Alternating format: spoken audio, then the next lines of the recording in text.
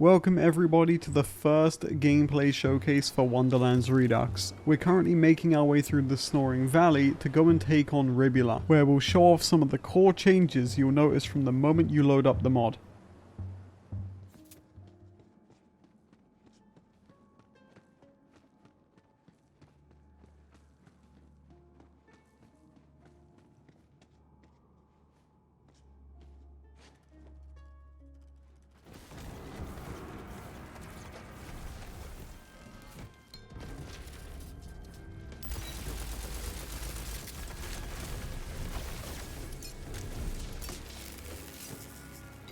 As you can see in the gameplay, movement has received a complete overhaul. Our team worked tirelessly on taking a good system and expanding upon it even further to ensure that players have more freedom and more flow over movement in and out of combat. This includes improvements to sliding, and the brand new additions such as double jumping and dashing.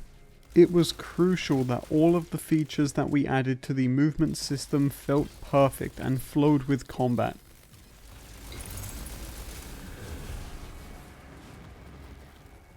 As we can see in the gameplay, Ribula is dead and has dropped us a legendary, so let's go over to it and showcase how the team has taken great efforts to increase accessibility across the board. All unique item cards now show the special ability and the dedicated drop source of the item you're currently looking at. No more will players need to search for hours on end just to figure out what a gun does or where a gun drops. And while this is an absolutely huge change, let's take a small break here and talk about the story of Wonderlands Redux.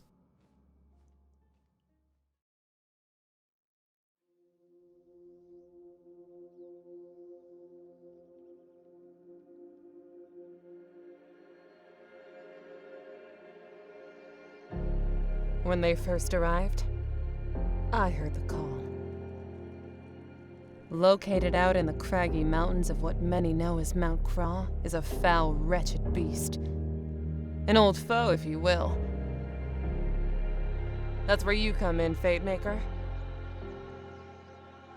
When we first showcased legacy hunts in the reveal trailer, I'm sure there was a lot of questions over who the mysterious female voice was narrating. In Borderlands 3 Redux, the Legacy update kicked off a mini-story in which Maurice was the puppet master, pulling the strings on taking down each Legacy target. In Wonderlands Redux, we'll be continuing this story within these new lands with famed assassin Athena, who will be ordering the hits on each new target. This is our way of moving our story forward whilst keeping a familiar face around for players to receive info drops from whenever a new Legacy hunt shows up somewhere in the world. Hunts can be located by opening the world map, where Athena has pinged numerous sites of interest. These sites are the last known locations for each hunt, and for every hunt added with DLC, more markers will be placed around the world to indicate how many targets there are in one specific area. Once you find a hunt, you might notice that unlike the original Legacy hunts back in BO3 Redux, these ones need to be lured out of hiding by sacrificing lost souls. Once the souls go in, the hunt comes out. But with a new requirement also comes a new way to obtain the currency. Players can now earn lost souls either by completing DLC mirrors or by completing overworld encounters on Chaos 5 and up.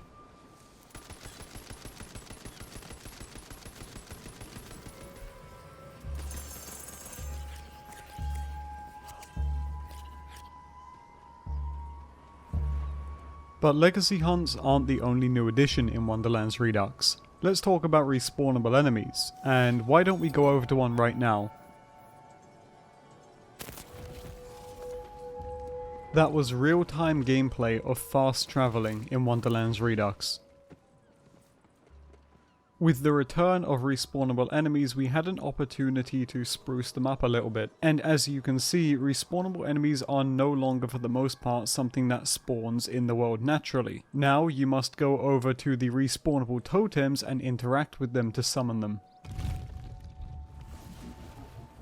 These totems exist in the world regardless of mission completion and can be interacted with for 7,500 gold. Once you have interacted with the respawnable totem, the enemy should spawn right next to it, where you can kill them for a chance at their dedicated item pool. In Redux there are over 30 enemies that now respawn in the game, and this does not include future enemies with DLC, all of which are marked on the player's map just in case they can't find them. But that's not all that's new with respawnable enemies. To combat the strain on save quit farming, each respawnable totem can be used up to 5 times to summon enemies in again. Provided you have the cash on you and the build to take on these 5 enemies, you can spawn them all at once, or you can go slowly and do them one at a time. Farming is a huge part of Redux and something we really wanted to nail. So in addition to the respawnable enemies, there is also over 100 new dedicated drop sources for items in game. For those of you with an eagle eye, you may have also noticed that a new loot beam was dropped on the floor, and I'm sure there are a lot of questions over what this rarity is. So let me introduce you to the unique rarity, a new addition to the Redux family. The purpose of the rarity is to serve as an identity for mission rewards. Long gone are the days of farming at endgame and having a mission reward drop from a boss but not knowing it did simply because it's blue or purple. The new unique rarity comes with a shiny pink beam and a map icon to allow you to identify when you found a mission reward. And I'm sure if you're able to see the card, then you're also able to see that one of the drop sources for this particular unique is an obsidian chest. So let's introduce you to another new feature in Wonderlands Redux.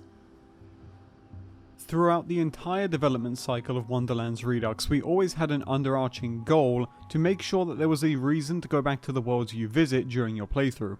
The obsidian chest is a secret lootable which is hidden around the world. There is one in almost every map you'll come across during your Wonderlands playthrough, and should you open these chests provided you can find them, you'll be rewarded with a bunch of moon orbs. But come back to the obsidian chest after your playthrough is complete and you'll now find that these chests will reward you with not only moon orbs but the unique rarity items also. This gives players an alternative method of obtaining these unique items and also gives players a method of grabbing moon orbs. Build crafting is a staple of the Borderlands franchise, and we wanted to further expand upon it this time around. The first thing you may notice is a fully coloured tier system in the skill trees. All skills in Wonderlands Redux now share a 6-stage colour grade chart. This was done to ensure that at all times, players can easily identify where a skill is in the tree simply by looking at its colour. One of the roadblocks we first ran into through testing and feedback monitoring was that players often had little idea of where a specific skill was located in the tree system. By adding color grading to the trees, we found that this problem has been almost entirely eliminated. Just to clarify, this change is purely visual and does not at all change any of the skills in the tree, nor is it meant to highlight what is the better skill. It is purely for identification purposes. One thing that isn't just visual, however, is the return of action skill augments from Borderlands 3, which modify the behavior and performance of each action skill in a tree. Augments can be selected much like any other skill, and each tree has an augment for their respective action skills. Both can be selected at the same time if you'd like to do so, and they add unique mechanics which modify the overall functionality of each skill. We are very excited to see how many awesome builds come out of these augments and how it further encourages players to diversify their playstyles.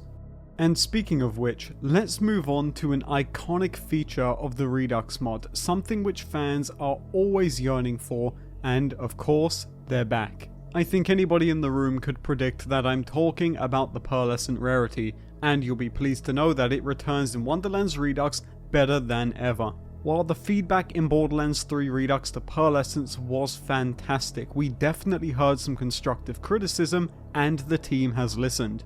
Our players wanted pearls to feel more unique and stand out from every other rarity any way that they possibly could. And so our team got to testing, month after month, to look for the best possible ways we can make this rarity truly feel rewarding and unique. And there are 2 ways that we feel we have accomplished this. First and foremost, every single pearlescent now shares the new pearlescent intrinsic trait. This is a unique trait shared by every item in the pearlescent rarity, and it is as simple as equipping it to get it to work. By simply landing hits on your foes, the new pearlescent intrinsic ability will reward you with a multitude of buffs to help you in combat. Whether you're hitting an enemy with a gun, a melee weapon, or even a flashy spell, rest assured that the pearlescent intrinsic ability will be there for you. But what if you don't want to be restricted to one rarity, and you don't want to have to use a pearlescent? Well, don't worry, because the pearlescent intrinsic ability applies to the player regardless of what damage hit the enemy. This means that just by having a pearlescent shield equipped in my inventory, by hitting an enemy with a legendary pistol, I'll still be able to proc the pearlescent intrinsic ability. And if I have a pearlescent sniper rifle equipped, but I have a legendary melee weapon on me, I can melee an enemy and still get the pearlescent intrinsic to proc. The reason for this is our team wanted to make sure that pearlescents were not crutch, that you did not need to get them at endgame, but if you did, they would complement your build without having you rely on just using that one rarity. Additionally, we've always looked at pearls as trophy items, pinnacle items that you go and farm for when you're at endgame, an item for dedicated players who want a really tough farm. We have continued to grow this within Wonderlands Redux in a few ways. First of all, in order for pearlescents to drop in the player's game, they'll have to be playing on Chaos 8 and up. Second of all, pearls, just like last time, are incredibly rare, spanning in at around a 1 to 2% drop chance from their dedicated sources. And lastly, this time around, pearlescents feature a tighter part variation, meaning you won't spend 4 hours farming for an item only to get the worst possible roll. You can now breathe a sigh of relief when you get a pearl to drop, because not only do pearls feel good in Wonderlands Redux, but they also drop good.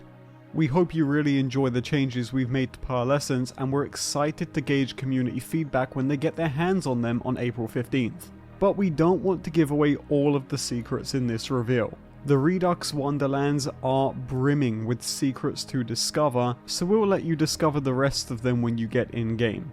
But just before we finish up, we have one more thing to talk about. It's the infamous Chaos Chamber. In Wonderlands Redux, the Chaos Chamber is better than ever before.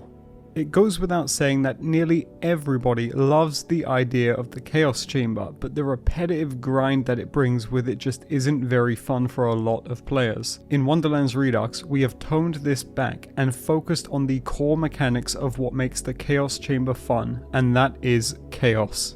Enemy density has been increased across the board, ensuring that every Chaos Chamber run you do is filled to the brim with enemies, making sure that if you're not in there with the best build you can possibly bring, you might want to go packing. We really wanted to find an emphasis on mobbing and which builds could access what content in the game.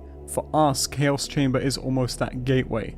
Whether you're loading in solo or with a group of up to 4 players, it's important that you realize the Chaos Chamber is a place for the toughest of fate makers. This not only comes from the changes we have just mentioned, but also the new Chaos cap of 10. These Chaos levels have now been treated like milestones, a place where you reach once you've proven how strong you can be.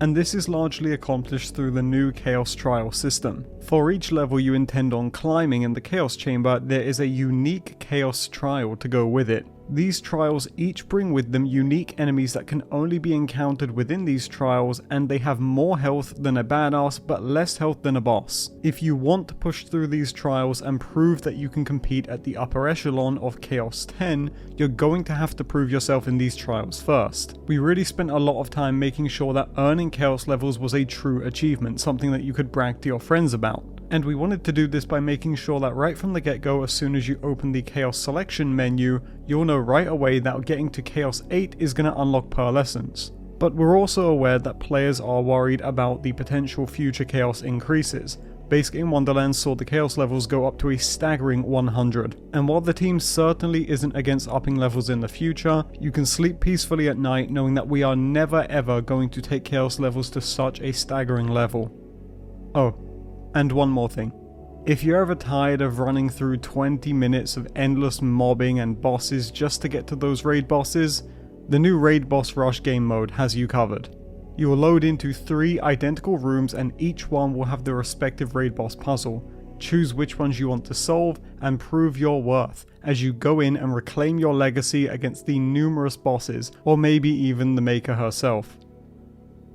With this much action, from respawnable bosses to Parlescence to the raid boss rush mode to anything else that you've seen in Redux, just know that it has been made with complete and utter love. When you load into Wonderlands Redux, please make sure to drop your baggage right at the door and treat it as a brand new experience, because the game has officially changed and we're back. We have spent 1 whole year working on Redux and it doesn't stop at launch. We want to make it absolutely abundantly clear to our players that what you are witnessing in this video and on April 15th is just the start. Wonderlands Redux will be actively supported through the year with frequent content updates and seasonal events. So just one more time, I want to make it absolutely clear that what you are seeing here is just the start of our journey, and just like Borderlands 3 Redux, we expect to almost double the amount of content in this mod by the end of the year. So, if that interests you, then please join us on April 15th and reclaim your legacy, because Wonderlands Redux is here and we've made it for you. Thank you to all of our players, thank you to Gearbox and 2K and everybody else who has been supportive in the Redux journey so far. From everybody at the Redux team, we look forward to seeing you at launch.